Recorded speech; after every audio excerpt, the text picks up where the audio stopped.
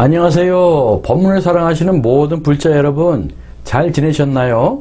오늘은 선정과 삼매의 삼천대천세계에 대해서 고찰해 보고자 합니다. 이번에도 선정과 삼매에 대하여 모조리 정리해 보고자 합니다. 왜냐하면 이것 조금 저것 조금 공부하다 보면 더 정리가 안 되고 헷갈리기만 합니다. 그래서 시간이 걸리더라도 한 가지는 완전히 이해하고 넘어가는 것이 좋기 때문입니다. 보시죠. 우리의 중생심이란 딱 두 가지로 고정관념이 있는데 그 두 가지란 우리가 오감으로 느끼는 현상세계가 실제로 존재하여 있다라는 생각과 없다라는 생각을 가지고 있습니다. 그죠? 있다와 없다라는 두 가지 개념 가운데 있다라고 여기는 것이 우리의 생각을 거의 차지하고 간혹 없다라고 문득 생각한다고 볼 수 있겠죠. 그렇죠? 자, 그래서 그동안은 우리가 오온, 육근, 육정, 육식, 12연기 등을 살펴보았는데 그것은 모두 있다라고 하는 물질적인 현상의 상태를 분석해 본 것입니다.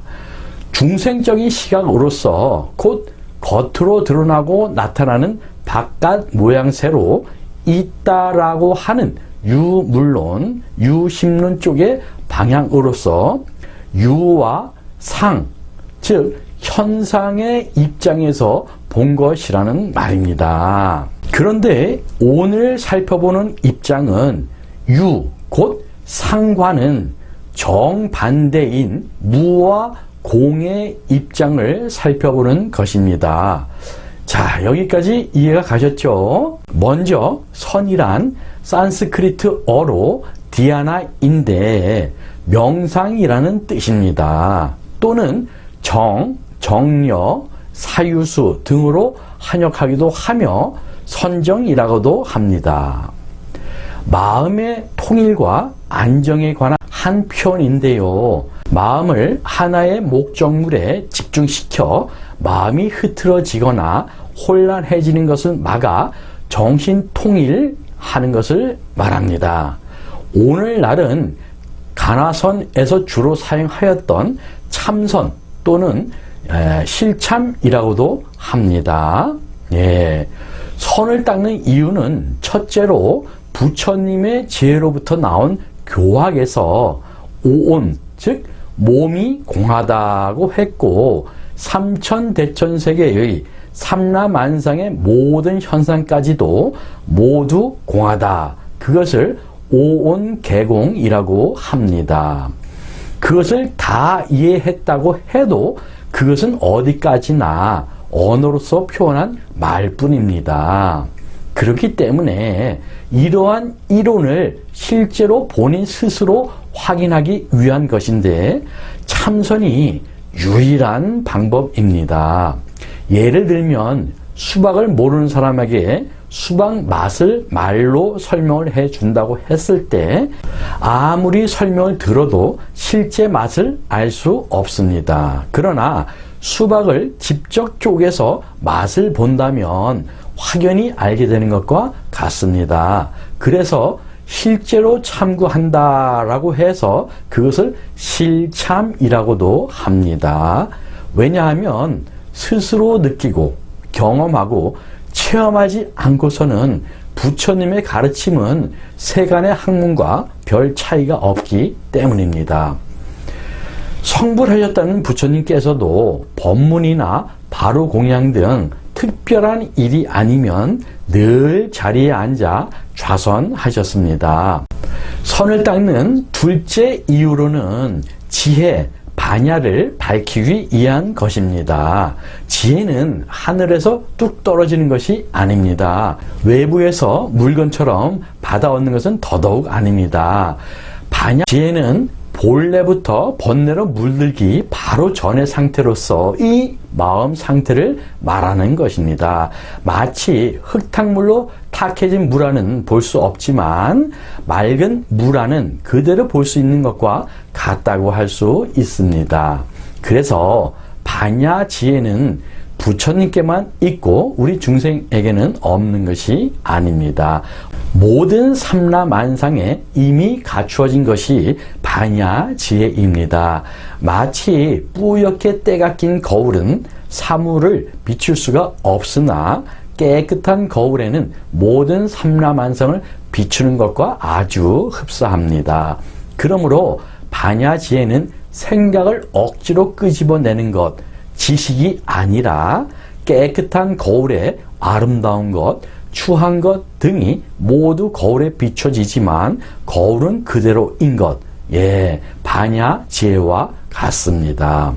그와 같이 깨끗한 거울처럼 되기 위해 노력하는 수행이 바로 참선 수행인 것입니다. 우리의 삶은 번뇌망상으로 가득 차 있습니다. 마치 아궁이에 젖은 나무를 불을 지피면 연기가 가득 피어올라 안개가 낀 것처럼 말입니다. 그와 같은 상태에서는 앞뒤 분간조차도 할 수 없게 됩니다. 그와 같이 우리에게 있어서 번뇌망상 그저 자연스럽기만 합니다. 그리고 그것이 장애를 일으키며 고통과 괴로움을 유발시킨다는 것을 크게 인식하지 못합니다. 그러다가 견디기 어려운 고난이 찾아오면 그때서야 삶을 뒤돌아보고 살펴보기 시작합니다.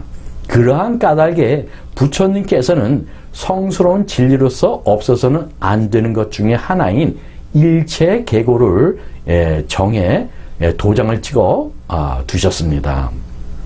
우리의 번뇌망상은 세세생생 이어오는 삶의 바탕이므로 떼어내기 어려운 이끼와도 같습니다. 쉬이 끊어내기가 쉽지 않습니다. 그러한 번뇌망상을 평정하게 하는 유일한 방법 또한 선수행인 것입니다. 얼마나 다양한 일입니까? 만일 우리가 사는 이 세상에 번뇌망상을 대적할 방법이 없다면 이 세상은 영원한 지옥, 아귀, 아수라의 세상으로서만 존재할 것입니다.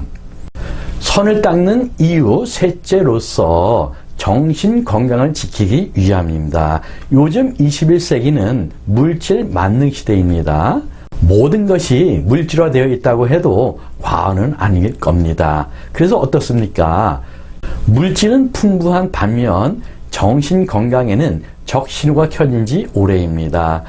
번뇌를 끊어 반야지혜를 드러내는 거시적인 면도 중요하지만 점점 황폐되어 각박해지는 현대인들의 명상은 유일한 휴식처가 되고 있다는 사실입니다. 그래서 요즘은 명상이 대세다라는 유행어가 생길 지경입니다. 5분 명상, 명상의 말씀, 초월 명상 등등 또 우후죽순으로 생겨나고 있죠. 그런데 이 명상이 부처님 당시와 지금의 명상이 많은 차이를 보이고 있다는 사실입니다. 물론 없는 것보다 명상 수행이 많이 보급되는 것이 바람직합니다. 그러나 명상의 본질은 우리가 좀 알아두어야 할 필요가 있다는 말입니다. 선을 닦는 이유 넷째, 이 세상이 살기 좋은 불국토를 이루기 위함입니다. 내 몸은 물론 이 지구와 우주 전체는 따로 떨어진 별개가 아닌 것입니다. 그리고 이 지구와 우주는 같은 생명체로서 연결이 되어 있다는 사실입니다.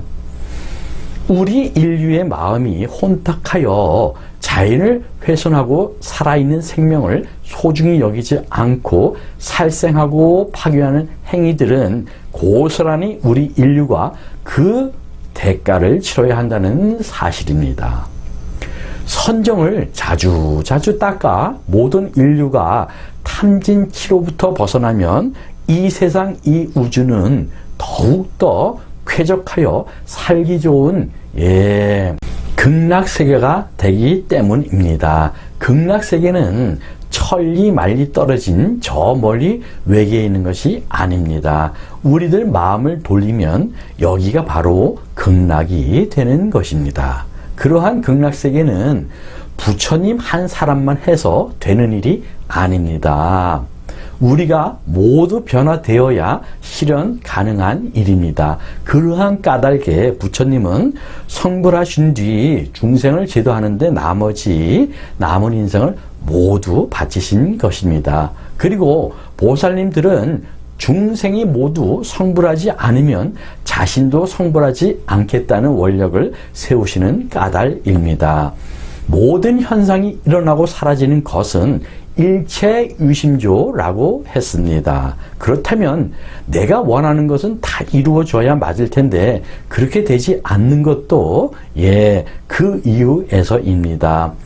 예를 들어 하나의 집이 이루어지고자 한다면 여러 가지 재료들이 함께 어우러져야 정상적인 집이 형성되는 것과 같습니다. 나 하나의 힘으로써 집을 이루는 어떤 작은 부분은 성취할 수 있겠지만 전부를 완성시킬 수가 없다는 말입니다. 한 개인만이 변해서는 큰 그림을 그릴 수가 없다는 얘기입니다. 그래서 부처님은 연기법을 말씀하신 겁니다. 요즘 들어 우리 지구는 몸살을 앓고 있습니다. 지구 곳곳이 이상기후 현상으로 장마와 잦은 태풍 그리고 폭염으로 인한 자연 발화를 일으켜 몇 날 몇 주를 이곳 저곳에서 산불이 일어나기도 하고 지진, 화산 폭발, 현재까지 전 세계 100만 명에 육박하는 사상자를 낸 코로나19라는 역병의 창궐 등이 이제는 더 이상 남의 일, 남의 나란 일이 아닌 우리 모두의 일로 나타나고 있습니다. 그런데 문제는 여기서 끝난 것이 아니고 지금도 현재 진행 중이며 앞으로도 이보다 더 심한 재앙이 우리를 기다리고 있다는 사실입니다. 그러나 우리는 이러한 엄청난 시련을 새로운 변화의 시기로 받아들여야 합니다. 이러한 난세를 잘 성찰하여 우리 모두가 합심하는데 심혈을 기울여야 할 것입니다. 우리 마음을 청정하게 다스리면 분명히 이 세상은 그 어느 시기보다 더 살기 좋은 지구가 되리라 믿어 의심치 않습니다. 분명 그렇게 되리라 확신합니다. 그리고 그 해결책은 선정을 닦는 방법 이외에는 다른 방법이 없다고 역시 확신합니다. 한두 사람이 아닌 우리 모든 인류가 명상이나 참선이 생활화가 되어야 한다는 말입니다. 그러므로 이 선정을 닦는 것은 우리 인류에겐 마지막 기회가 아닌가 싶습니다. 자, 그러면 선의 종류에 대해 우선 간단히 살펴보도록 하겠습니다. 불교는 물론 세상 만사가 상대성이기 때문에 하나가 아니라 항상 두 가지로 이루어진 것을 염두에 두시면 훨씬 이해하기 편합니다.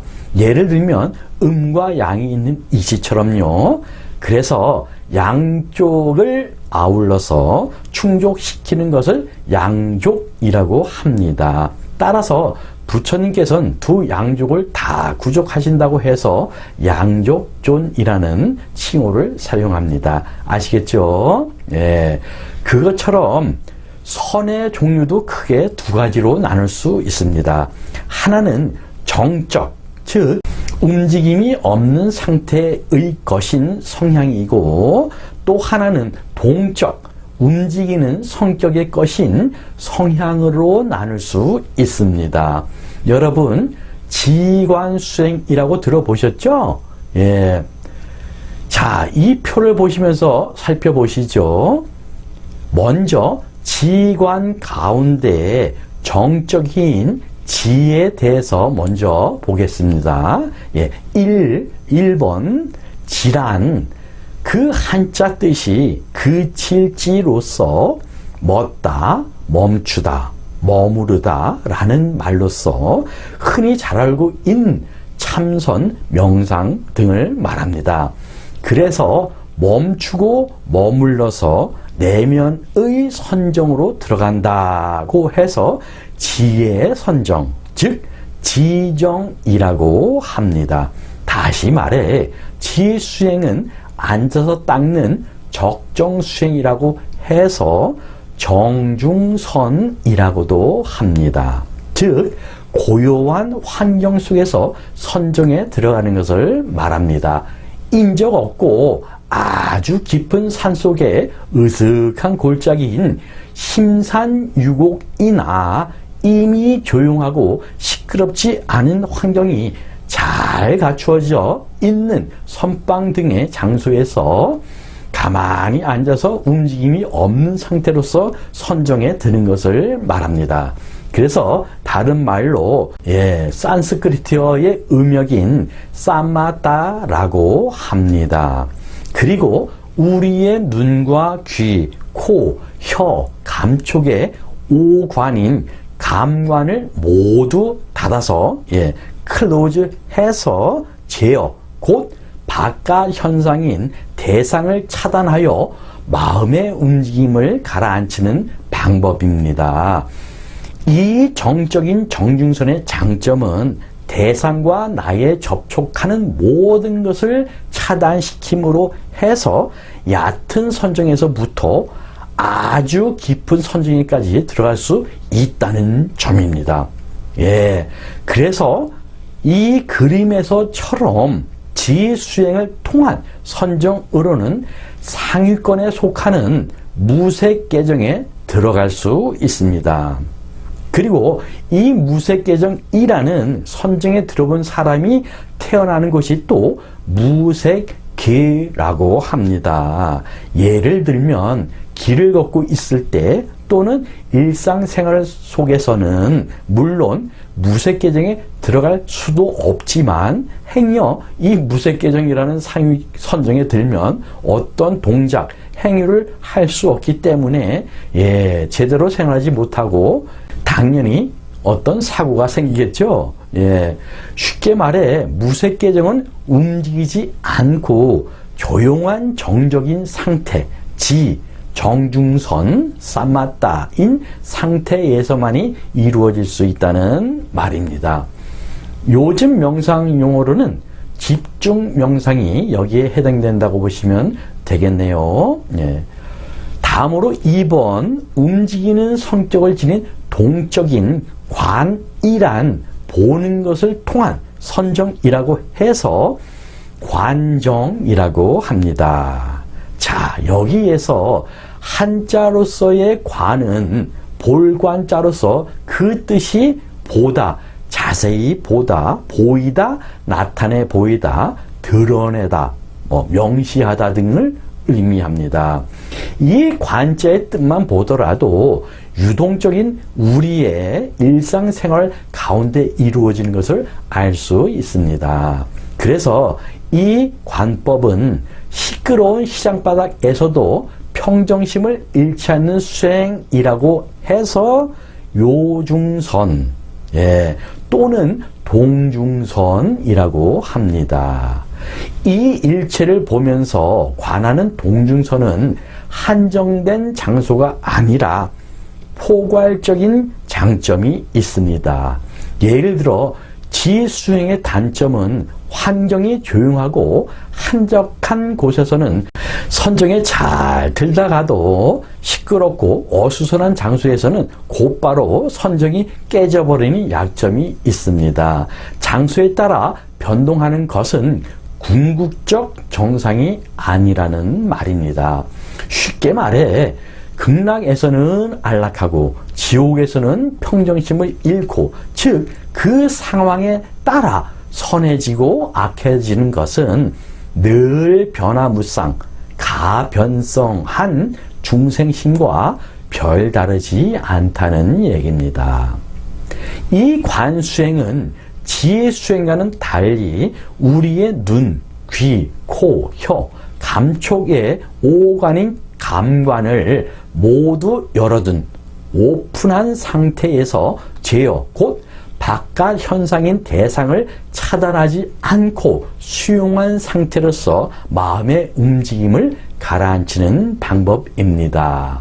그러나 이 관수행은 늘 현상에 노출되어 있기 때문에 조용한 환경 속에 지수행보다는 몇천 배 더 어렵다는 사실입니다.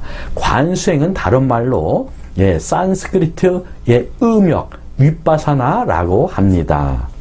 그렇게 이 관수행은 우리의 일상생활 가운데 이루어지기 때문에 지수행처럼 아주 깊은 선정에 들 수는 없어도 얕은 선정에 들 수 있는 장점과 지속적으로 선정을 유지할 수 없는 단점도 갖추고 있습니다. 그러나 이 관수행은 수행의 궁극적 정상을 향해 가야 하는 수행법임에는 틀림이 없습니다. 쉽게 말해 비록 얕은 선정일지라도 모든 일상의 삶 가운데 한치의 빈틈도 없이 선정이 강단 없이 이루어지는 것이 수행의 최고 단계라는 말입니다. 그렇게 이 관수행은 광범위하기 때문에 수없이 많은 수행법이 제시되고 있습니다. 전반적인 교학이 바로 이 관수행에 속합니다. 따라서 관수행인 교학도 선의 한 부분이라는 것을 우리는 여기서 알 수 있습니다. 예를 들면 걸어가면서도 숫자를 세는 방법, 귀로 명상 음악을 듣는다던가 교학의 이치에 대한 화두를 두는 것, 연불 등등의 거의 모든 것들이 다 이 관수행에 속한다고 보시면 됩니다. 이 관수행의 대표적인 교학이 바로 밀교입니다. 입으로는 다란이를 계속 중얼거리면서 외우는 등 현상 대상을 차단하지 않고 그 대상을 수행의 대상으로 삼는 것입니다. 즉 땅에서 넘어진 자 땅을 딛고 일어나듯이 말입니다. 이 밀교에 대해서는 앞서 동영상을 올렸으니 자세히 살펴보시기 바랍니다. 그리고 이 그림에서처럼 관수행을 통한 선정으로서는 중위권에 속하는 색계정에 들어갈 수 있게 됩니다. 쉽게 말해 색계정은 움직이는 동적인 상태, 관, 요중선, 동중선, 윗바사나인 상태이기 때문에 깊은 선정에 들어갈 수가 없으므로 무색계정보다는 한 차원 낮은 단계를 색계정이라고 합니다. 그리고 이 색계정이라는 선정에 들어본 사람이 태어나는 곳이 또 색계라고 합니다. 요즘 명상 용어로는 마음챙김 명상이 여기에 해당된다고 보시면 되겠습니다. 자, 여기에서 지수행으로 무색계정에 오른다는 말은 자연스럽게 이 색계정도 거치게 된다는 말이 되겠죠. 그래서 틈나는 대로 지수행도 자주 하여 익숙해지면 관수행에 처할 경우에도 더불어 습관적으로 사용되어지니 좀 수월해질 수 있습니다. 그리고 중요합니다.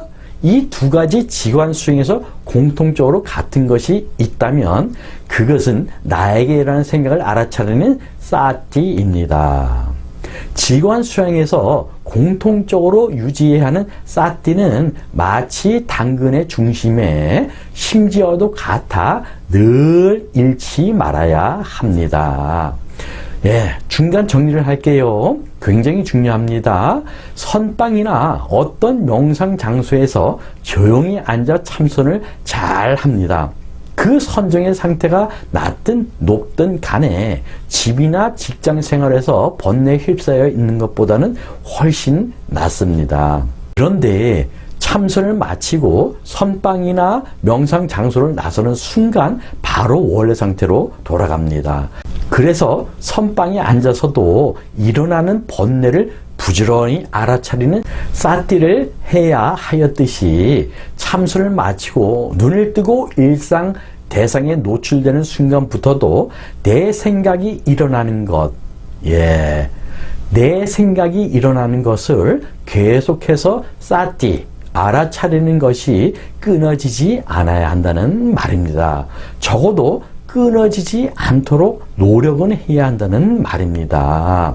요즘 명상에서는 그 단계별로 여러 가지 용어가 있는데 한꺼번에 많이 섭렵하게 되면 오히려 그 용어에 휘달리게 되므로 우선 단순하게 필요한 핵심 틀만 아는 것이 더 효과적입니다.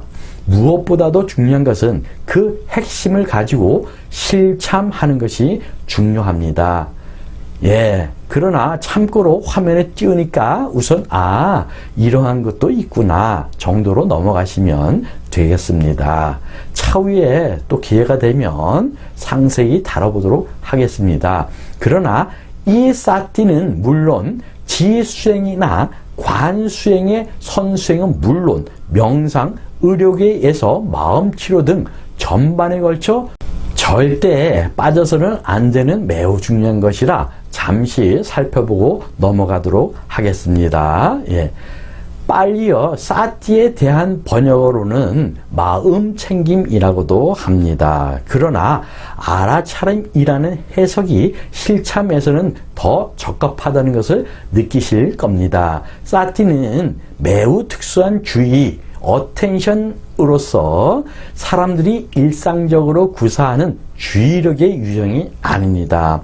일반적으로 우리가 사용하는 주의는 자신의 욕구나 판단이 붙어있는 주의지만 사띠는 이러한 주의가 아니라 어떠한 욕구나 판단도 개입하지 않는 특수한 유형의 주의입니다.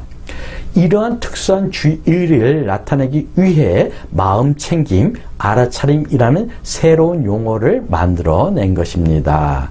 사띠라는 용어가 순수한 상위주의라는 의미로 사용하기 전부터 인도에서 쓰였다고 합니다. 즉, 불교에서 발견 혹은 개발한 순수한 상위주의를 나타내기 위해 기존에 사용되던 용어 중 의미상 가장 가까운 것으로 사띠를 채택했을 것이라고 봅니다. 근래에는 사띠를 몸과 마음의 치유와 건강을 위한 방법으로 응용하는 시도도 증가하고 있답니다.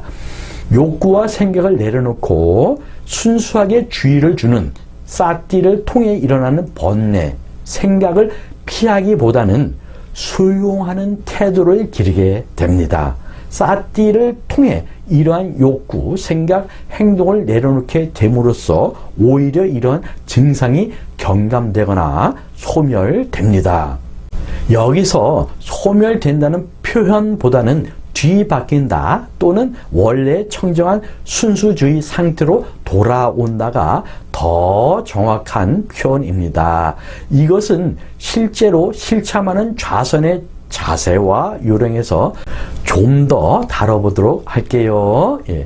불교에서 출발한 사띠는 이제 불교를 넘어서 모든 사람들이 자기 이해와 건강 및 행복을 증진하기 위해 배우는 중요한 마음 기술의 하나로 발전할 것입니다.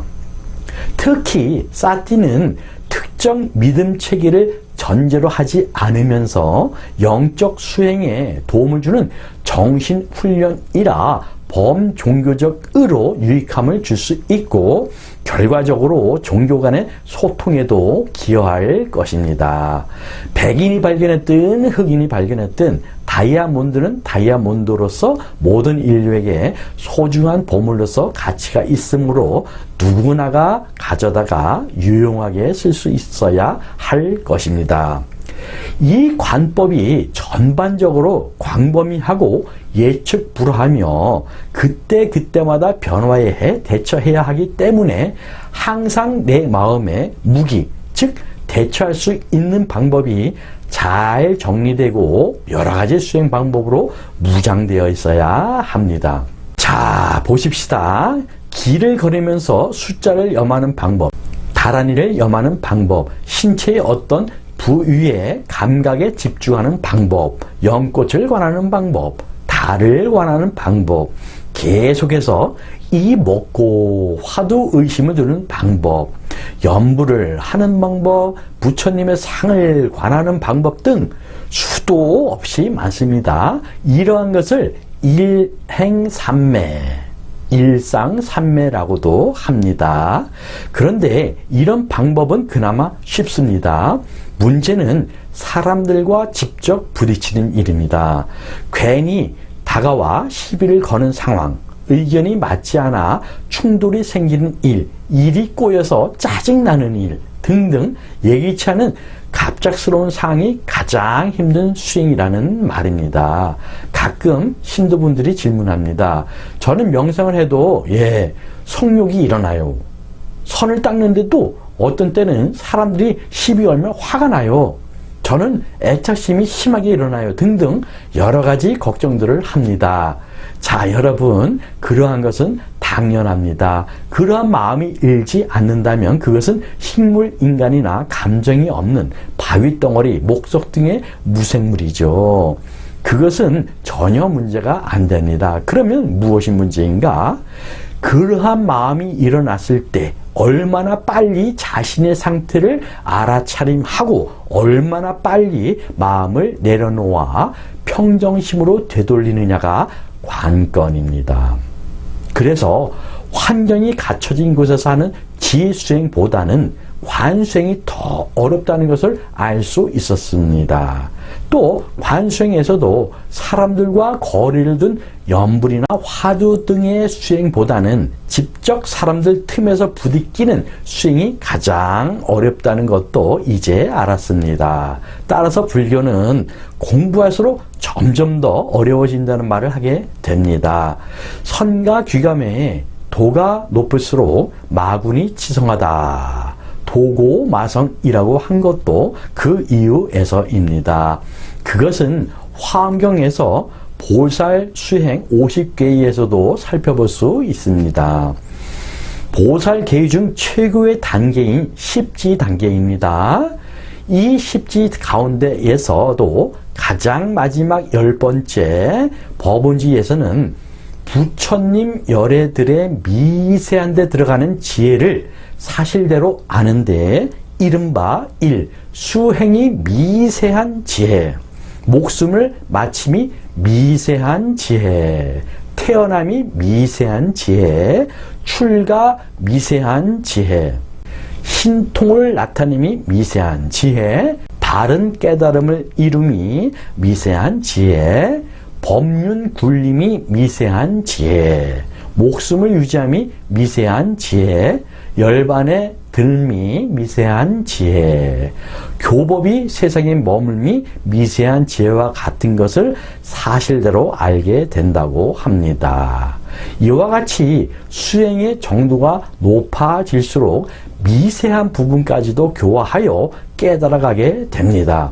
여기에서 미세한 부분까지 깨달아가기 위해서는 자신의 몸을 이루고 있는 무지한 세포 내에 DNA 정보까지 깨운다는 말입니다. 그 말은 곧 중생을 제도한다는 말은 적게는 내 몸을 제도한다는 말이 되기도 합니다. 그러니 불교를 공부하면 점점 더 어려워진다고 하는 말이 나오는데 너무 걱정하실 필요는 없습니다. 우리는 항상 시작과 끝을 생각하기 때문에 끝이 나지 않으면 힘들어합니다. 업이라는 것도 늘 새로운 업을 지어내기 때문에 부처님께서는 업이 소멸됨이 마치 돌을 물에 던져놓고서 그 돌이 뜨기를 기다리고 있는 것과 같다라고 말씀하셨습니다. 그렇게 말씀하신 까닭은 막연한 끝을 동경하지 말라는 의도입니다. 지게에 짐을 가득 지고 가는 사람처럼 업의 무게는 바뀌지 않지만 지게를 지고 가는 사람이 그 무게를 감당하는 힘도 점점 강해진다라고 하였듯이 도가 높아지면서 거기에 따라 이겨내는 힘도 커지게 됩니다. 도를 닦는 것, 불교를 공부하는 것은 어떤 성과를 보려는 것이 아닙니다. 예를 들면 바닷가 백사장에서 구덩이를 파면 물이 차게 됩니다. 그 물을 퍼내면 또 물이 찹니다. 바닷물이 모두 고갈될 때까지 웅덩이에 물을 퍼내는 것과 같이 공부에 임해야 합니다. 수행은 완료형이 아니라 늘 진행형임을 염두에 두고 그때그때 혼신을 다해 공부해 나가는 것, 그것이 전부입니다. 자, 이 그림과 같이 배를 육지에서 바다에 뛰기 위해서는 사람의 인위적인 노력이 필요합니다. 그것을 공용이라고 합니다. 예, 그런데 힘을 들여 바다에 띄우게 되면 그때부터는 사람의 인위적인 힘이 필요 없이 바람의 힘으로 배가 움직이게 되는데 그것을 무공용이라고 합니다. 자, 여기에서 바람의 힘이란 바로 지혜의 힘을 말합니다. 불교 수행, 예, 공부가 처음에는 인위적인 피나는 노력, 공용을 해서 지혜를 밝히게 되면 물과 바람이라는 조건, 지혜의 힘을 얻어 그 무거운 배, 업을 순조롭게 끌고 갈 수 있다. 무공용이라는 말입니다. 고로 그러한 지혜를 밝히기 위해서는 선정을 닦아야 한다는 말입니다. 그런데 선정에도 그 상태가 깊이에 따라 차이가 있습니다. 그런데 부처님께서는 기존의 선정을 초월하여 올라간 최상의 선정을 통하여 궁극의 지혜를 밝히게 됐다는 사실입니다. 자, 그래서 각 선정에 따른 상태를 하나하나 보면서 세부적으로 살펴보도록 하겠습니다. 요가 수행에는 일반적으로 윤회의 세계인 3계 이론에 맞추어 욕계정, 색계정, 무색계정의 3단계 수행을 설정하고 있습니다. 여기에서 3계는 욕계, 색계, 무색계를 말합니다. 이 3계에 관해서는 앞서 12연기와 삼천대천세계에서 살펴본 바가 있습니다. 우선 전체 그림을 보도록 하겠습니다. 그리고 나서 화면 관계상 글씨가 적게 나오므로 욕계, 색계, 무색계를 부분적으로 화면에 띄워서 보여드릴게요. 먼저 욕계는 음욕과 탐욕 등에 묻혀 사는 가장 하위 세계에 사는 중생세계를 말합니다. 그런데 명상을 할 때 그 선정의 상태에 따라 3단계로 나뉘는데요. 그 선정의 상태가 가장 하위일 경우를 욕계정이라고 말합니다. 이 욕계정의 상태는 우리들 일반 범부들이 정신을 집중하고 있을 때의 상태 정도를 말합니다. 정신 통일이 되어 있기는 하지만 아직 욕심에 의한 색 안경이 벗어지지 못한 상태이므로 정신 통일이 되었다가도 오래 지속하지 못하고 금방 산만해지는 저급한 가장 얕은 선정 상태를 말합니다. 이 욕계는 12연기에서 설명하였으므로 12연기와 삼천대천세계를 참고해 주세요. 그 다음이 색계입니다. 색계는 음욕과 탐욕 등의 감각적 욕망은 벗어났지만 물질적 욕망은 아직 남아있는 세계, 말하자면 사선을 수행하고 있는 천인들이 사는 세계입니다. 여기서도 마찬가지로 명상을 할 때 그 선정의 깊이가 앞의 욕계정보다 높은 상태를 색계정, 윗바사나이라고 합니다. 자, 여기부터 중요한 부분입니다. 여러 가지 선정의 종류들이 나오기 시작하니까 잘 기억해 두시기 바랍니다. 앞서 설명한 지관 수행 중에 관 수행이 여기에 속하는 부분입니다. 색계정은 관, 윗바사나 또는 관정, 관이 선정이라고도 말한다고 했습니다. 물질이나 육체 등의 욕망에 의한 색 안경이 벗어져 버린 상태이므로 보려고 하는 대상을 있는 그대로 올바르게 관찰할 수 있는 심일경성의 상태입니다. 심일경성의 심일경은 정의 마음 작용의 본질적 성질로 마음으로 하여금 대상과 일심의 상태가 되게 하는 성질, 즉 마음으로 하여금 대상, 경계와 하나가 되게 하는 성질 또는 하나가 되는 것을 말합니다. 자, 이해가 가시나요? 네, 잘 보세요. 여기에서 보려고 하는 대상이라고 했죠? 그래서 이 색계정은 정해진 한 곳의 자리에 가만히 앉아서 선정에 들어가는 상태가 아니라는 말입니다. 바로 우리의 일상생활 가운데 이루어지는 선정을 말합니다. 바깥의 대상을 관찰하는 관수행에 대한 경전의 내용을 보도록 하겠습니다. 수행자는 정정으로 말미암아 사물의 진실을 보고 알게 되는 것이니 이 진실을 보고 알게 됨으로써 욕심이 없어지고 해탈 또한 얻게 되는 것이다. 중아함경 말씀이고요. 다음 또 볼게요. 수행자는 언제나 방편으로 선정을 닦아 마음을 고요히 해야 한다. 그래야 진실되게 관찰할 수 있게 되기 때문이다. 어떤 것을 참다운 관찰이라 하는가? 이것은 색이며 색의 모임이며 색에 없어집니다. 이것은 수상행식이며 이들의 모임이며 이들의 없어집니다. 이렇게 보고 아는 것을 참다운 관찰이라 하는 것이다. 참 암경 말씀입니다. 요 내용은 오늘 설명할 때 이미 다뤘던 내용입니다. 자, 색계정에서는 또 정신통일의 깊이에 따라 초선, 2선, 3선, 4선으로 나누어집니다. 예. 4선은 색계에 사는 천인들이 수행하는 4가지 단계의 선정을 말합니다.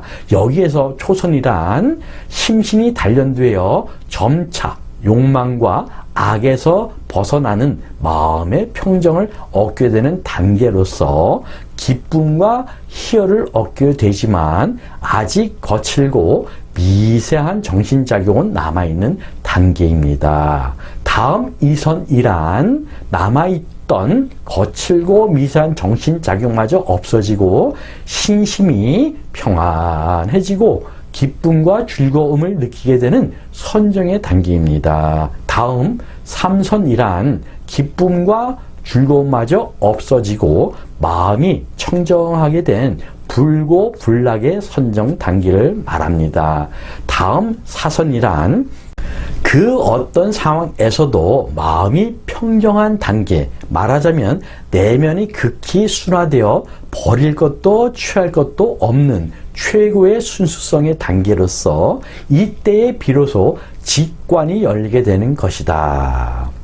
부처님께서는 행주자와 어묵동정으로 일상생활 속에서 언제나 사선, 곧 드야나, 선의 경지에 계셨다고 합니다. 여기서 행주자와 어묵동정이란 걷고 머물고 앉아있거나 누워있거나 말하고 침묵하고 움직이거나 가만히 있거나 일상의 매 순간순간 이 법 한 생각밖에 없어 행주좌와 어묵동정 간에 늘 깨어 정진하며 참고하는 것을 말합니다. 다음으로 무색계를 보겠습니다. 무색계란 물질을 초월하여 순수한 정신만이 존재하는 최상의 세계로서 사무색정을 닦은 사람만이 태어날 수 있는 지극히 고요한 선정의 세계입니다. 무색계의 세계는 사공처 또는 사무색계라고 하고 그 선정의 상태를 사무색정 또는 사공처정이라고 합니다. 사무색정이란 색계정과 마찬가지로 이 경지에도 정신통일의 깊이에 따라 공무변처정, 식무변처정, 무소유처정, 비상, 비비, 상처정의 4단계로 나누어진다라고 잡암경에서 밝히고 있습니다. 공무변처정이란 말 그대로 허공이 무변한 것임을 관찰하여 객관세계인 법의 굴레에서 벗어나는 경지, 말하자면 법공의 상태를 말합니다. 다음으로 식무변처정이란 마음의 작용 또한 허공처럼 무변한 것임을 관하여 주관세계인 나의 굴레에서 벗어나는 경지, 말하자면 아공의 상태를 말합니다. 다음 무소유처정이란 이렇듯 주관세계와 객관세계의 굴레에서 벗어나 일체의 소유에서 벗어난 경지를 말합니다. 다음으로 비상, 비비, 상처정이란 이러한 무소의 경계가 염염이 이어지는 경계, 말하자면 무념, 무상의 경계를 말합니다. 자, 여기까지가 부처님 당시에 알려졌던 선정의 종류입니다. 그러면 그 당시 부처님의 발자취를 살펴보시죠. 실다타 태자가 출가하여 만난 첫 스승은 박가바 선인입니다. 박가바 선인은 스승이라고 말하기 좀 어렵지만 그는 고행주의자였습니다.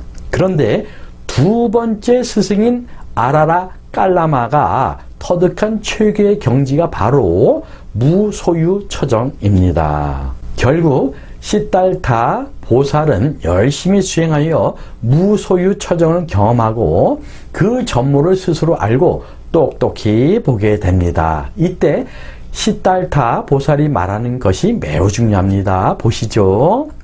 무소유처의 선정에 들면 모든 것이 고요하고 평안하였다. 그러나 선정에서 깨어나면 늙음과 질병과 죽음 앞에 여전히 무기력하고 나약한 존재가 되었다. 영원히 사라진 것으로 여겼던 우울과 슬픔과 공포가 찾아들었다. 그래서 이 선정은 모든 고뇌가 소멸된 것이 아니고 진정한 고요함도 아니며 수승한 지혜와 원만한 깨달음도 아니다. 이 가르침으로는 진리의 세계에 이를 수 없다라는 결론을 내립니다. 이 부분은 말법 시대에 사는 우리에게 굉장한 경각심으로 받아들여야 합니다. 점점 더 중요한 내용이 나오니까 좀 더 집중하시기 바랍니다. 세 번째 스승인 우타카 라마푸타인데 그가 터득한 당대 최고의 경지가 바로 비상비비 상처정입니다.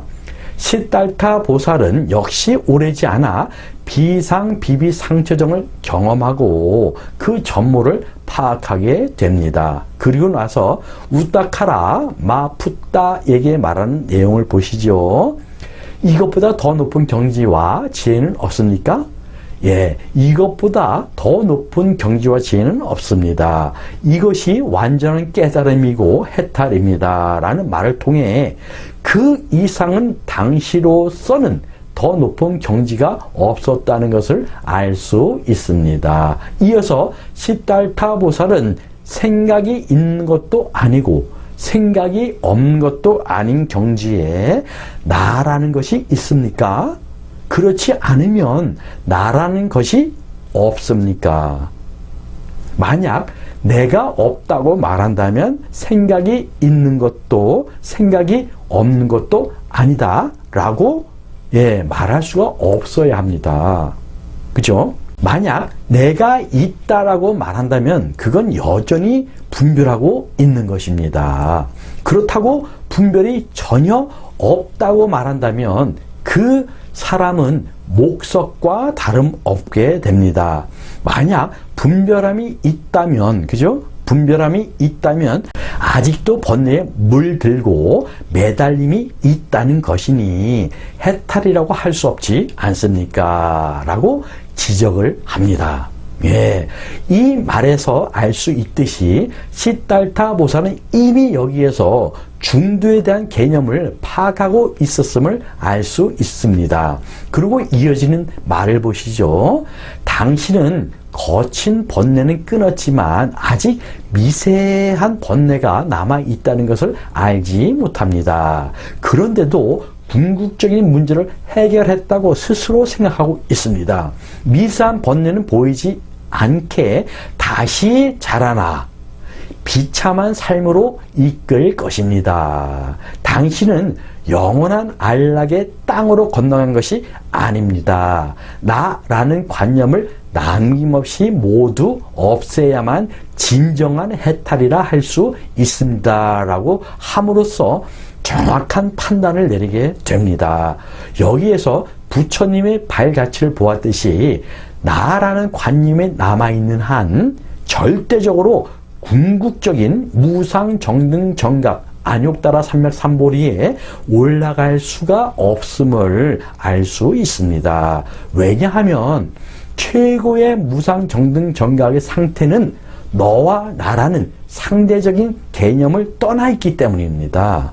어떠한 어떠한 상도 없는 순일 무잡한 상태이기 때문입니다. 다른 말로 말하면 나라고 하는 아상을 버리지 못하면 더 깊고 높은 선정으로 넘어갈 수 없다는 말입니다.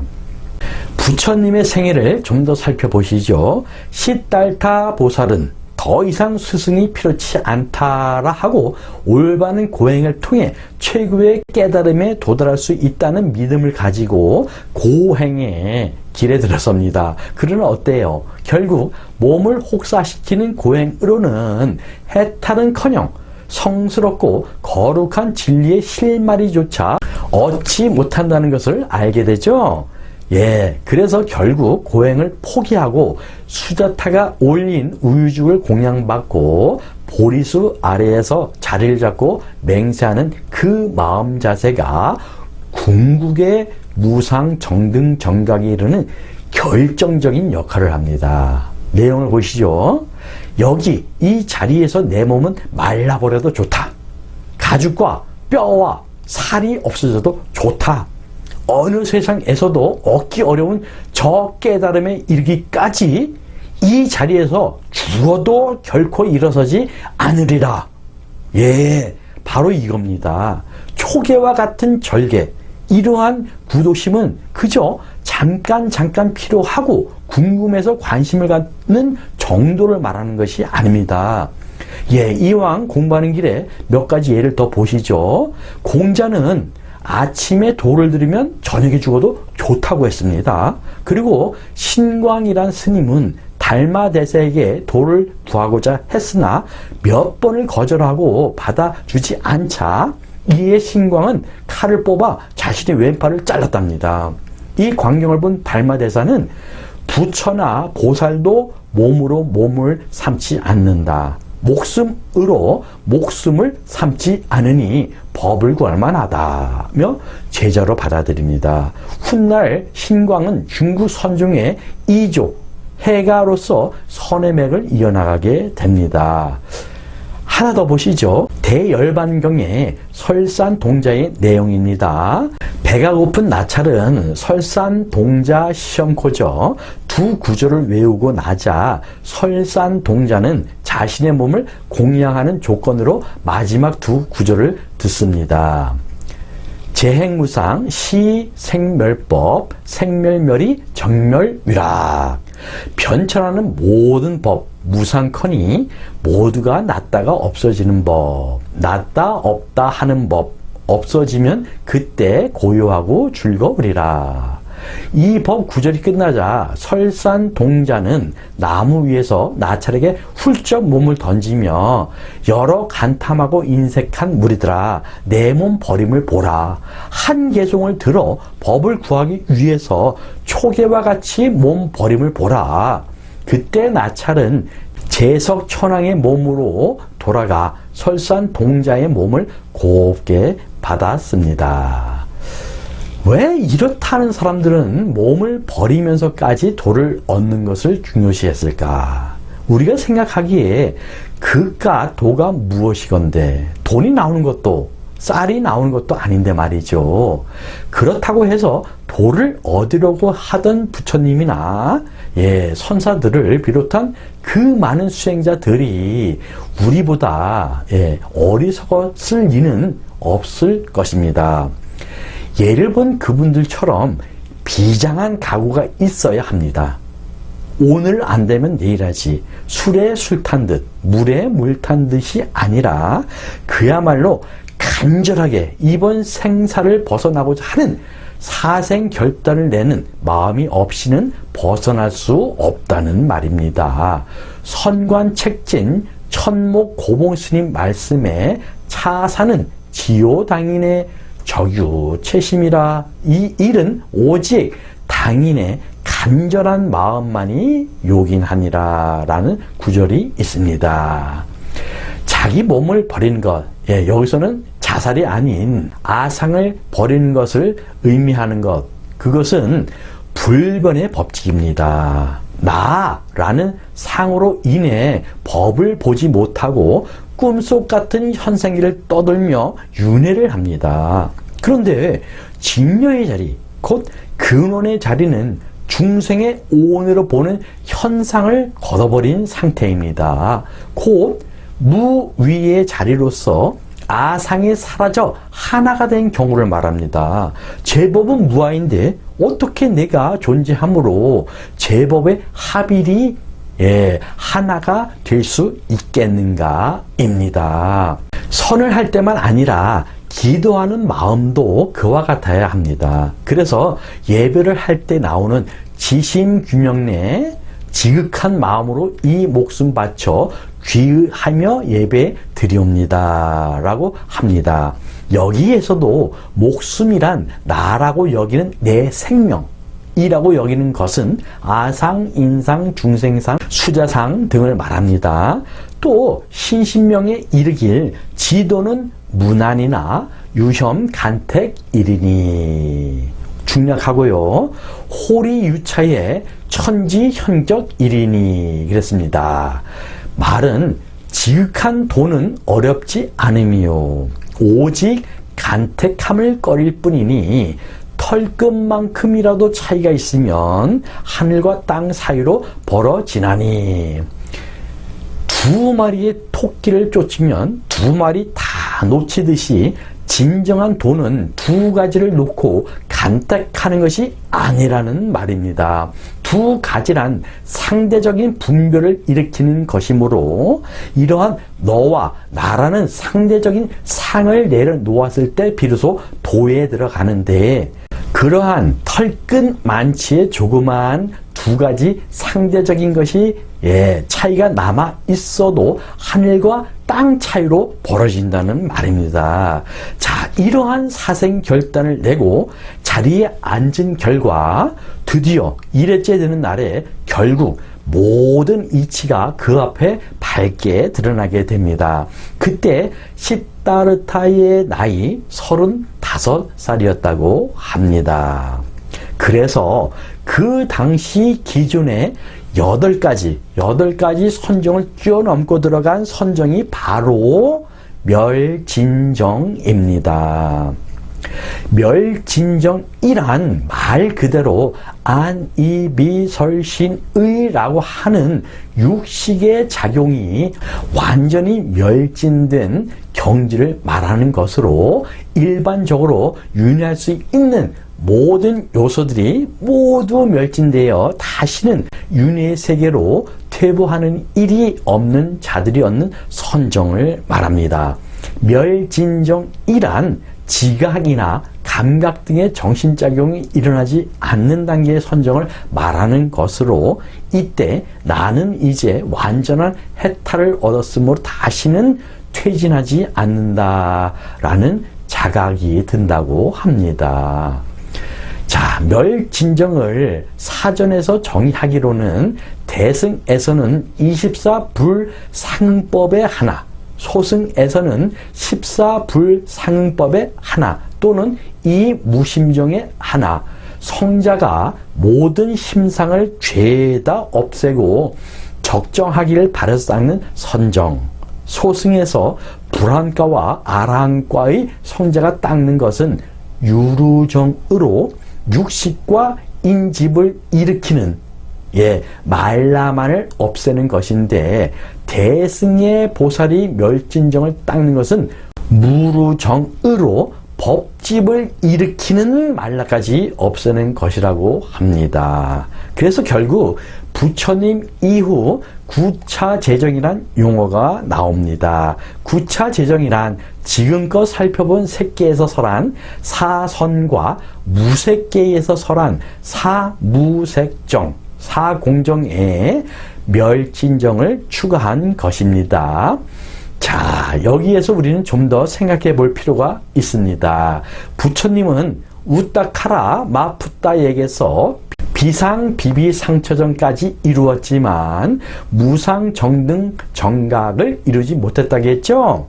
그러한 까닭에 부처님은 멸진정을 터득하시고 앞서 8가지 선정에 대하여 그것은 선정주의, 수정주의라고 비판을 하십니다. 한 일화를 보도록 하죠. 사가 어록의 마조록 행록에 첫 번에 나오는 도일 스님과 회양 스님과의 대화인데요. 강서 도일 스님은 성은 마시며 선법원에서 선정을 닦던 중 회양 스님을 만났는데, 회양 스님이 도일 스님에게 물으셨죠. 스님은 좌선하여 무엇을 하려오? 부처가 되고자 합니다. 그러자 회양 스님은 암자 앞에서 벽돌 하나를 집어서 갈기 시작했습니다. 그러자 스님이 말씀하셨죠. 벽돌을 갈아서 무엇을 하시렵니까? 거울을 만들려 하네. 벽돌을 갈아서 어떻게 거울을 만들겠습니까? 벽돌을 갈아서 거울을 만들지 못한다면 좌선을 한들 어떻게 부처가 될 수 있겠는가? 그러면 어찌해야 되겠습니까? 라는 대목이 있습니다.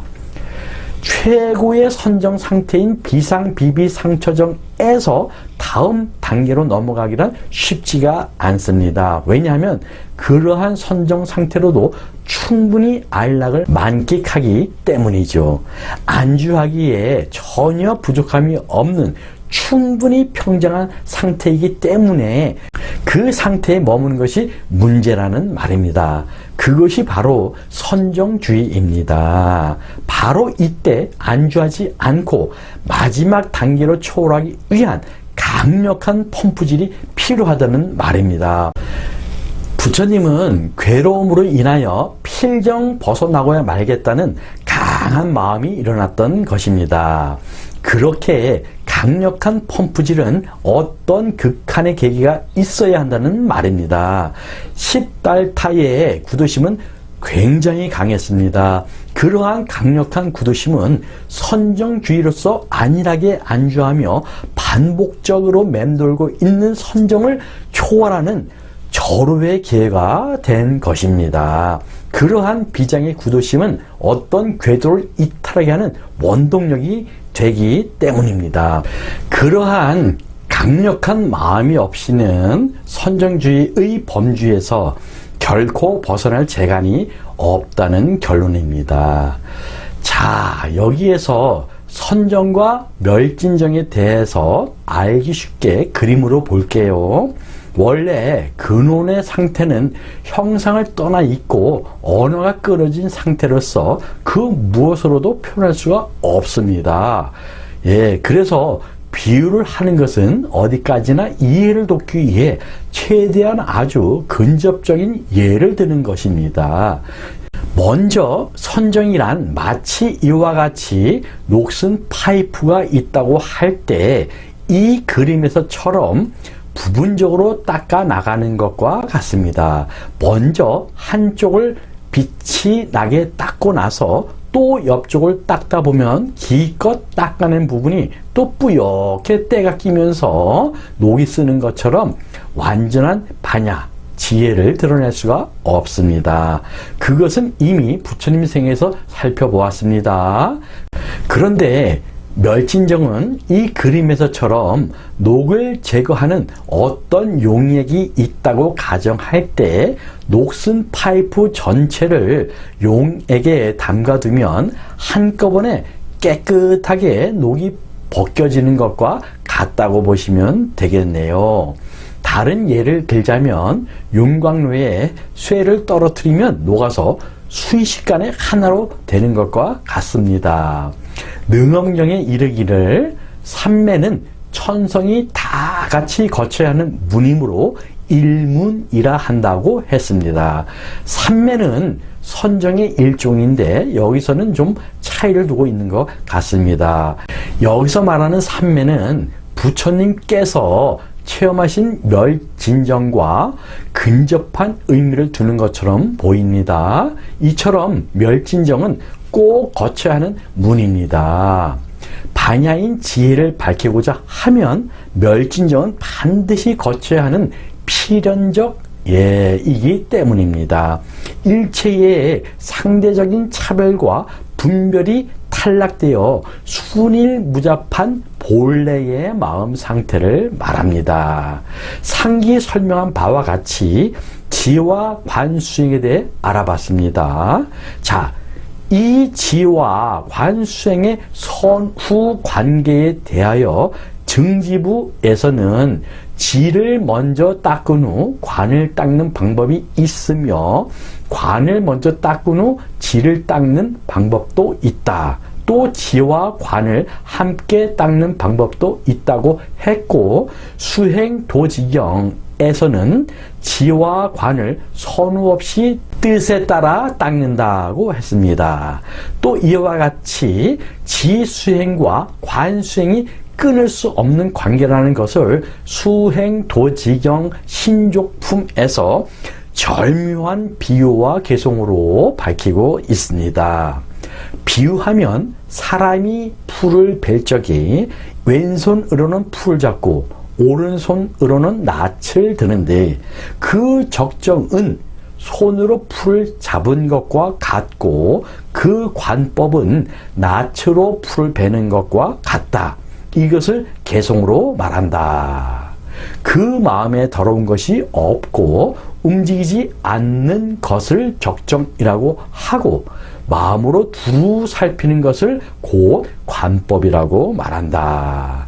손으로 풀 잡는 것이 적정에 해당하고 낫으로 풀을 베는 것이 관법이 된다. 그런 까닭에 적정과 미묘한 성찰은 해탈을 얻는다라고 했습니다.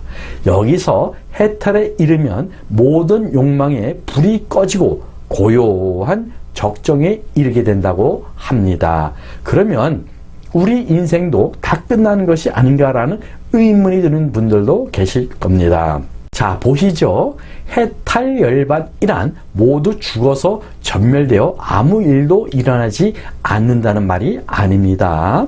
고요하여 적적묘요한 가운데 무심히 일어나게 된다는 말입니다. 예를 들면 우리가 뭔가 바라는 것이 있을 때 그 바람에 대한 집착을 놓아버리고 잊어버리고 있을 때 그 일이 무심코 이루어지는 경험을 하신 적이 있을 겁니다. 이처럼 적정한 해탈을 이루게 되면 자성이 없는 무자성, 무자성이란 불성, 직녀, 진성, 무르법 등으로서 발생이 일어납니다. 이 자성은 중관에서는 고유한 특성이라고 하는데요. 자성은 무자성으로 탈바꿈하기 직전의 상태를 말할 때 자주 사용합니다. 때로는 자성을 불성으로 표현하기도 하는데 천수경에서 마지막 남은 자성까지도 제도하겠다라는 자성중생서원도, 자성문례서원단, 자성문문서원학, 자성불도서원성으로 분석해 보면 중간에서 말하는 마지막 남은 자성의 찌꺼기, 번뇌라고 보아야 할 것 같습니다. 그래서 중관에서는 자성으로서는 불생이고 무자성으로서는 발생이라고 말합니다. 여기에서 우리가 얼핏 생각하면 자성으로서 발생이고 무자성으로서는 불생이 맞을 것 같죠? 자, 번뇌망상으로 일으키는 모든 현상은 일시적인 가변성입니다. 즉 아지랑이와 같이 나타났다 금방 사라지는 것을 말합니다. 그 말은 현상이란 항상 하지 않고 늘 변하여 영원하지 않은 것을 말합니다. 그래서 번뇌망상으로 일어난 현상을 금강경 제4국에서는 일시적인 꿈, 헛개비, 물거품, 그림자, 이슬, 번개 등과 같이 금방 사라지기 때문에 진정한 발생, 즉 생이라고 할 수 없다는 말입니다. 그러나 불성, 근원이란 영원히 변치 않는 불변의 상태로서 늘 항상 하기 때문에 그것이야말로 진정한 생, 발생이라고 말할 수 있다는 겁니다. 자, 이것을 그림을 통해 조금 이해를 돕겠습니다. 이 그림에서와 같이 우리의 번뇌망상이 일어나면 이내 마음은 탁해지고 맙니다. 그런데 문제는 우리의 번뇌가 그칠 줄을 모른다는 말입니다. 무언가 스스로 컨트롤하는 노력이 없는 한 번뇌의 진흙탕이 가라앉을 날은 기대하기 힘듭니다. 이 그림과 같이 계속해서 내 마음을 흔들어대면 어떤 생명체가 생길리 만무합니다. 그래서 자성, 번뇌으로서는 불생이라고 하는 겁니다. 따라서 우리의 번뇌망상은 살아가는 것, 환멸문이 아니라 죽어가는 것, 유전문을 이것을 통해서 알 수 있습니다. 왜 우리도 마찬가지로 근심 걱정이 많아지면 일이 풀리기는커녕 자꾸 일이 꼬이잖아요. 그리고 속담에 복을 까분다라는 말도 있듯이 오히려 가만히 있으면 되는 좋은 일도 괜시리 쑤셔대서 결국 있는 복도 까먹는 경우도 많습니다. 그래서 종국에는 불행으로 치닫는 경우를 한 번쯤은 겪으셨을 겁니다. 예? 많이 겪었다고요? 예. 자, 그러면 이제 이 그림과 같이 마음을 차분히 하여 번뇌를 가라앉히게 되면 네 번째 그림과 같이 물은 물대로 맑아지고 밑에는 앙금으로 가라앉게 됩니다. 그런데 이렇게 되기까지는 시간이 좀 걸립니다. 이런 상태를 가히 부처님께서 도달하신 멸진정이라고 할 수 있습니다. 이러한 상태에서는 번뇌가 일더라도 밑부분에서 조금씩 일다가 내려앉고 일다가 내려앉고 하기 때문에 전체적인 물이 흐려지지 않습니다. 그러나 2번, 3번은 보시다시피 완전히 정화되지 않았습니다. 이러한 상태는 조금 안정될라 치면 또 마음이 요동을 쳐서 흐트러지는 상태를 말해줍니다. 위에서 회양 스님과 도일 스님의 일화에서 보았듯이 궁극의 멸진정은 장시간 또는 오랜 시간이라는 시간의 양에 있지 않다는 말입니다. 백날, 천날 앉아 있어도 마음속은 늘 번뇌로 들끓고 있다면 시간만 허비하고 있다는 말입니다. 일도 하지 않아 게으름만 늘 뿐 어떤 변화가 올 수 없습니다. 그래서 회양스님은 그것을 벽돌로 거울을 만든 꼴이라고 지적하신 겁니다. 부처님께서도 멸진정 이전에 8가지 선정에만 머물고 안주하기 때문에 선정주의, 수정주의라고 비판하신 겁니다. 어때요? 이해 가셨죠? 자, 그러면 이 4번 그림과 같이 되면 어떤 결과가 일어날까? 예, 바로 이 그림과 같은 결과가 일어납니다. 이것이 바로 무자성으로서의 생인 것입니다. 이것을 선가귀감 2장에서 말하길 불조 출세가 무풍기랑이로다. 즉 부처님과 조사가 세상에 나온 것은 바람 없는 바다에 물결이 일어난 것이다 라고 했습니다. 모든 번뇌가 잠잠하게 가라앉으면 거기에서 무심하게 연꽃이 피게 됩니다. 바로 이러한 상태, 이러한 자리가 우리의 궁극적인 목적입니다. 그러한 자리는 황당무계한 꿈 같은 얘기가 아닙니다. 그래서 부처님께서는 우리에게 직접 보이고 그것을 시전, 권선하시고 권전, 직접 수도하시는 것을 보이신 것, 증전하신 겁니다. 이 삼전을 또 12가지 양상으로 설하였다고 하여 그것을 삼전 12행상이라고 합니다. 이와 같이 성불한다고 해서 번뇌가 완전히 소멸되어 사라지는 것이 아닙니다. 번뇌와 깨달음은 따로 동떨어져 있는 것이 아닙니다. 번뇌란 원래 청정했던 마음을 평정하여 청정심으로 뒤바꾸는 것입니다. 소멸되어 사라지는 것이 아니란 말입니다. 그것을 번뇌 즉 보리, 번뇌가 바로 깨달음이다 라고 합니다. 그런데 모든 이치를 깨달았으나 남는 것이 있으니 그것이 바로 세세생생 지어온 어입니다. 이것을 선가규감 37장에서는 이수도노나 사비돈제니라, 즉 이치는 바로 깨달으나 업은 바로 제거되지 않는다라고 표현하고 있습니다. 이것은 도노점수의 이치를 설명하고 있습니다. 능엄경에 나오는 사구계를 인용하여 먼저 깨닫고 나중에 닦는 도노점수에 대하여 말한 겁니다. 이치를 깨닫는 것은 번개불처럼 이루어질 수 있으나 몸에 익혀진 습관, 성격, 곧 사람의 업은 순식간에 고쳐지지 않음을 밝히어 점차적인 행에 의해 고친다는 이야기입니다. 그래서 불교에서는 문수보살과 보현보살을 지혜, 도노와 행원, 점수를 상징하는 보살로 대표하고 있습니다. 그런데 석가모니 부처님은 가히 도노 돈수에 해당한다고 보아도 좋을 것 같습니다.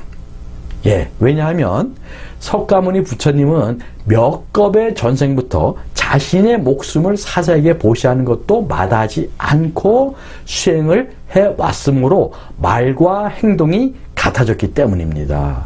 이치와 습관이 일치되는 것을 언행일치라고 합니다.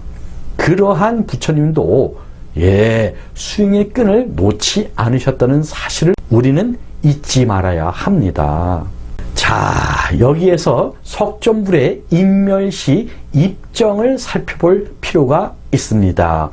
석존불이 인멸하실 때의 입정에 대하여 경전은 인멸 과정을 다음과 같이 전합니다. 석존불은 인멸하시기 전 초선, 2선, 3선, 4선, 공무변처정, 식무변처정, 무소유처정, 비상비비상처정, 멸진정의 순서로 점차 깊은 선정에 드셨다가 다시 비상비비상처정, 무소유처정, 식무변처정, 공무변처정, 4선, 3선, 2선, 초선, 그 다음 2선, 3선, 4선의 순서로 점차 얕은 선정으로 되돌아왔다가 다시 상승시켜 가장 안온한 선정 상태인 4선의 상태에서 인멸하셨다고 장암경 유행경에서 전하고 있습니다. 석존 부처님께서 성불하셨음에도 불구하고 여전히 사바세계는 존재합니다. 우리는 늘 남들이 좀 변하고 세상이 변하기를 바랍니다. 그러나 세상은 그다지 쉽사리 바뀌지 않습니다. 불보살님들이 한 중생도 남김없이 제도하겠노라 한결같은 마음으로 서원을 세우는 이유도 바로 여기에 있는 겁니다. 지혜를 밝혀도 번뇌가 곧바로 사라지지 않습니다. 누군가 오늘 성불을 하였다고 해도 이 세상이 바로 불국토가 되는 것이 아닙니다. 그러나 2564년 전에 성불하신 부처님이 없었다면 현재 불법도 없었을 겁니다. 한 사람이 성불한다는 것은 마치 전기선에 달린 전등을 밝히듯 옆으로 전이 되어 언젠가는 모든 세상을 다 밝힐 것입니다. 자, 이 그림과 같이 석가모니 부처님의 가르침은 무심히 피는 연꽃이 되어 아직도 삼천대천세계에 온 세상을 밝히고 있습니다. 그러므로 부처님이 중생을 제도하여도 제도한 바가 없는 것입니다. 부처님이 살아생전이나 열반에 드신 지금에 이르러 서도 한결같이 중생을 제도하여도 제도한 바가 없는 것은 금강경에서 나오는 말로 아상, 인상, 중생상, 수자상 따위의 상이 없기 때문입니다. 생각이 비어 고요하다는 것은 상이 없음을 뜻하는 말입니다. 반면 상이란 관념의 고집으로 어떤 고정관념에 사로잡히는 것이 모두 상이 됩니다. 그래서 상은 상과 같은 의미로 이해해야 하는 이유가 됩니다. 실제 금강경 한역 6본 가운데는 상을 상으로 번역한 본도 있습니다. 위의 그림처럼 삼천대천세의 모든 삼라만상은 연기에 의해 일어나는데 중생심의 입장에서 보는 것과 불성의 입장에서 보는 차이가 조금 다릅니다. 한번 보시죠. 연기는 불교 교리의 근본 중심을 이루는 말입니다. 인연에 의해 일어나는 모든 현상은 서로 의지하여 관계를 맺고 있는 상의 상관의 이치를 가리키는 말입니다. 조건에 의한 관계가 성립되어 서로가 존재의 원인을 제공하고 있다는 말로 불교 교리의 축을 이룹니다. 이러한 12연기에서 업감 연기, 아레야 연기, 열애장 연기, 법계 연기 등 교리 발달 과정에서 새로운 연기설이 등장합니다. 성기는 화엄교학에서 나온 말로 모든 법은 연기 현상에 의해 나타나는 것이지만 근본 성품은 상주불변하는 것입니다. 이 상주불변하는 본성에 의지해 연기 현상이 일어나는 것을 성기라 하며 때로는 연기라는 말 대신 이 말을 씁니다. 연기는 상주불변의 본성이 제법에 연기하지만 본성 자체는 변하지 않고 그대로 있는 것이므로 본성을 두고 말하면 연기하여도 연기하지 않는 것이 됩니다. 이를 연기하여도 연기하지 않는다 하여 기이불기라고 표현해 왔습니다. 반면 성기는 변하지 않는 본성이 그대로 현상을 연기하는 것이니 본성 자체는 연기하지 않으면서 연기하는 것이라 하여 불기이기라 표현합니다. 그러므로 연기는 현상을 차별로 보는 관점이 되지만 성기는 현상이 본체와 동일한 무차별로 보게 되는 것입니다. 어때요? 굉장히 헷갈리죠? 자, 정리해 봅시다. 우선 1번 기이불기와 2번 불기이기를 지적해 보십시다. 1. 기이불기는 일어나도 일어남이 없다이고 2번 불기이기는 일어남이 없지만 일어난다입니다. 1. 기이불기는 연기법으로 일어났지만 원래는 본성 자체는 일어남이 없다는 말입니다. 여기에서 일어났다, 일어나지 않았다라는 상대적으로 나누어지는 개념이 벌어지므로 차별하는 관점이라는 말입니다. 예를 들면 창공은 공간입니다.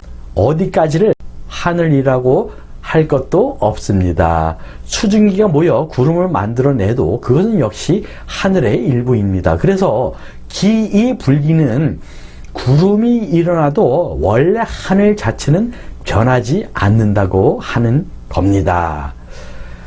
이 그림과 같이 흔들려서 흙탕물이 되었지만 원래 움직임이 없는 상태에서는 이 그림과 같이 이와 같은 상태라는 말입니다.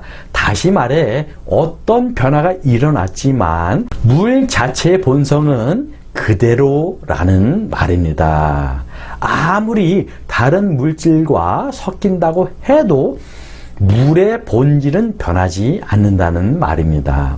그런데 여기에서는 물과 다른 물질이라는 따로따로 분리시켜 상대적으로 깨끗하다, 막다 라고 분별하니 차별을 한다는 말입니다. 그래서 결국 기이불기는 이 그림과 같이 연기에서 불성을 보는 상태, 불성에서 연기가 일어나는 상태를 말합니다.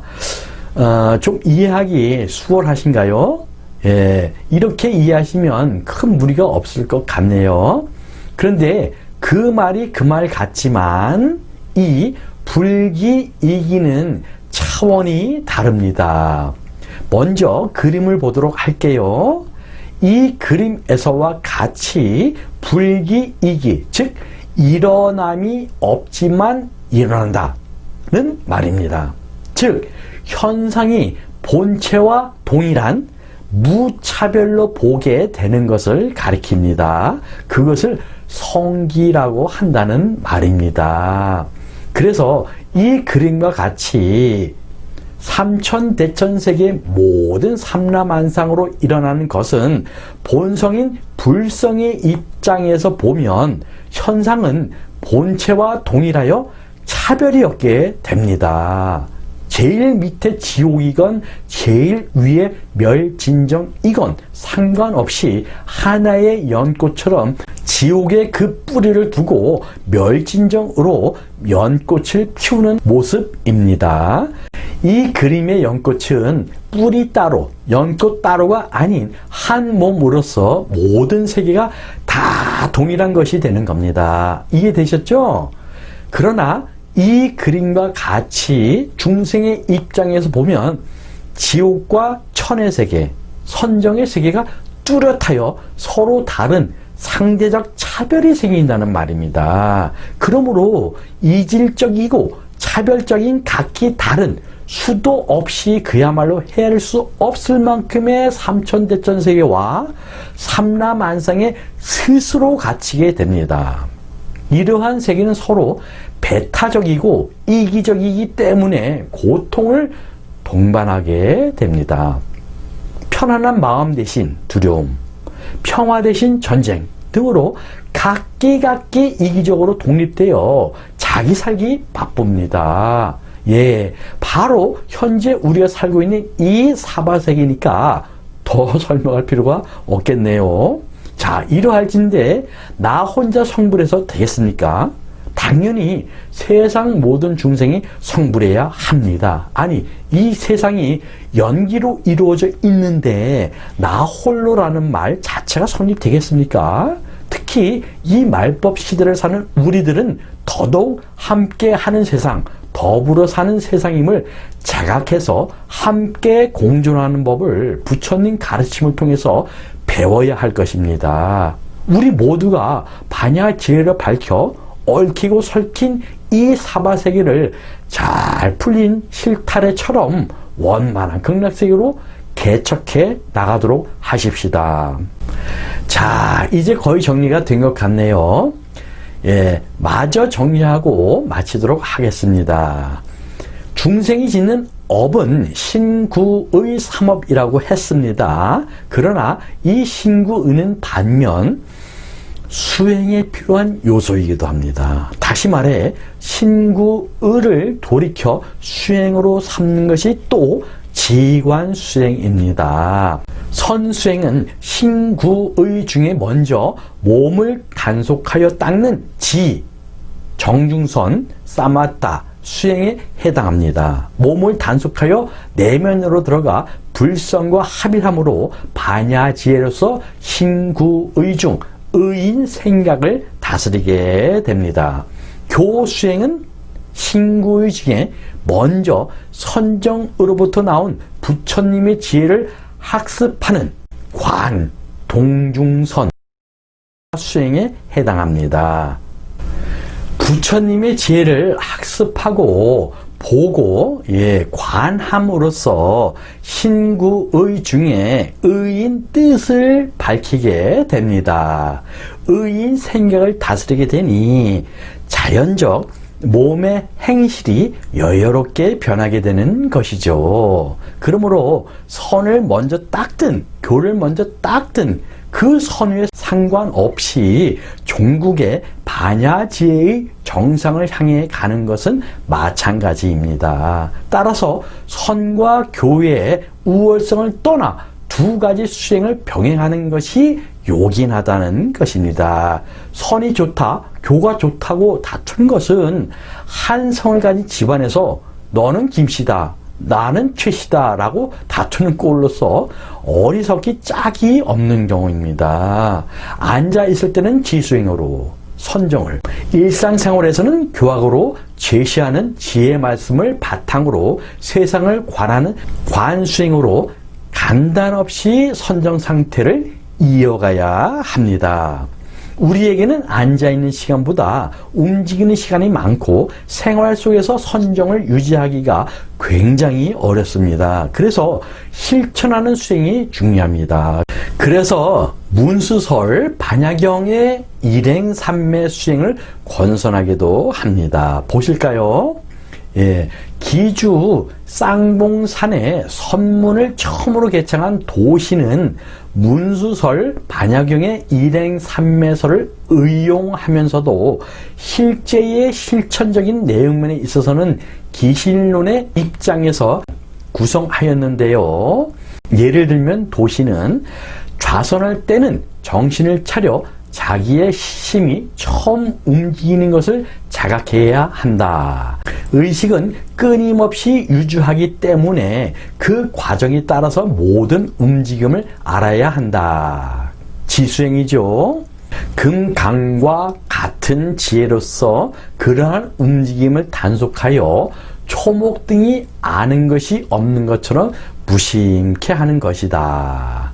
무지를 아는 것이 일체를 아는 지혜라고 할 수 있으며 이것이 바로 보살의 일상 법문인 것, 관수행이다 라고 설하고 있습니다. 말하자면 도신의 일행삼매는 단순한 정신 집중의 좌선의 차원에 그치지 않고 현상을 통해서도 불성을 보는 자는 영원히 생사를 여인 출세인이라고 주장하고 있는 것처럼 자기의 근원적인 마음을 깨닫는 쪽으로 발전된 자선법을 제시하고 있습니다. 이것은 기신론의 자성청정한 진여일심의 자각에 의거한 일행삼매의 실천을 근거로 한 것입니다.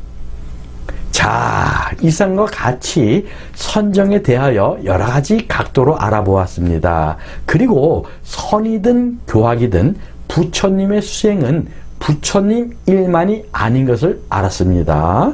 그리고 수행은 출가 사무만이 하는 것도 아니라 우리 모두가 해야 할 생활의 일부임도 알았습니다. 또한 지옥에서 비롯해 선정세계, 삼천대천세계 모든 삼라만상의 세계는 멀리 있는 것이 아니고 현재 나의 마음 상태라는 것도 알았습니다. 내가 죽어서 가는 세계가 아니라 내가 현재 어떤 마음이냐에 따라 이미 지옥이든 선정세계이냐가 결정되어 있다는 말입니다. 또한 성불한다는 것은 잊혀지는 것이 아니라 더 뚜렷이 아는 것입니다. 명백하게 공성의 이치를 파악하고 분석하여 어느 쪽에도 치우치지 않는 마음자리를 잃지 않는 것입니다. 만약에 잊어버리고 희미하게 사라진다면 그것은 지혜가 아니라 치매 현상으로 무명이기 때문입니다. 중생심은 선악 구분이 뚜렷하여 좋다, 싫다, 있다, 없다 등의 이분법이 뚜렷하여 차별심을 내므로 스스로 괴로움, 속박 속에 갇히게 된다는 것도 알았습니다.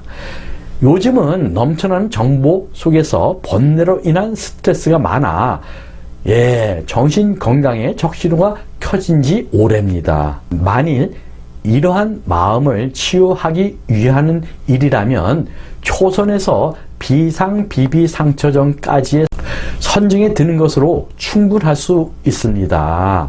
만족할 수 있습니다. 그러나 만일 반야지혜를 드러내기 위한다면 앞서 설명한 바와 같이 비장한 각오를 가져야 한다는 것도 알 수 있었습니다. 오늘 정리한 이 선정과 삼매의 삼천대천세계를 잘 이해하시고 공부에 큰 보탬이 되었으면 좋겠습니다. 우리 모두 이 사바세계가 극락정토세계를 이루는 그날까지 열심히 정진하시기를 진심으로 발언합니다. 마치겠습니다. 성불합시오. 나마스테.